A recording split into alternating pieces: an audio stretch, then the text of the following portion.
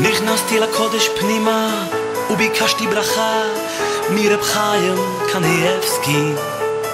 התפלאתי מאוד, זה הפתיע אותי, איך שהוא בירך אותי, איך שהוא בירך אותי.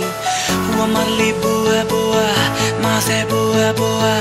הנכד הסביר לי ברכה והצלחה, כי הצדיק לא מדבר דברים בטלים כשהוא מתעמק בדברי ההלכה. למדתי מזה שצדיקים גדולים לא מדברים דברים בטלים כשבתורה עמלים, אבל עם כל זאת מכבדים כל בן אדם.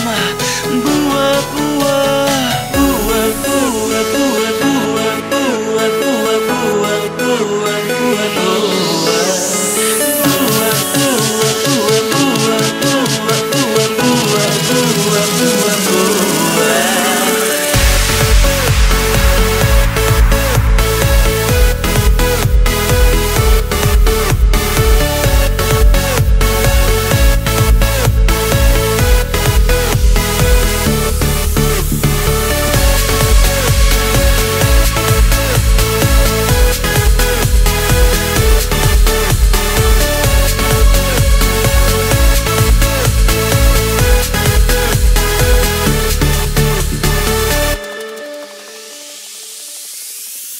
נסעתי עם אח שלי אהרן הרחק לקנדה, נסענו לטוש, הגענו לקריאסטוש. המתנתי כל הלילה בתור הארוך, הייתי כבר בחדר, הוציאו אותי מתוך, כי הרב צריך לסעוד עוד לפני האלויס. אני עומד בחוץ בוכה, שואל מה זויס מה זויס. ניגשתי למיילך קליי זיכרונו לברכה, מיילך אני מסתפק אם הרב נתן לי ברכה.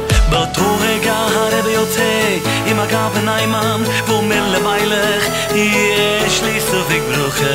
מיילך מתרגש, רב גם לבחור הזה יש לו סופק ברוכה, והוא בירך אותי מיד.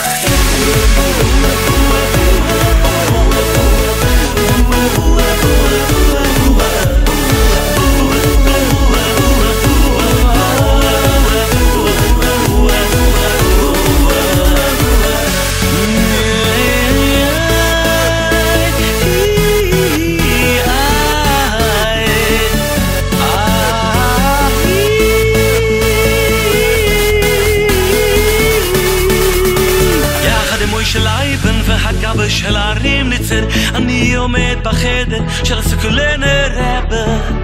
הם אומרים זה לי בשמלצר, והרב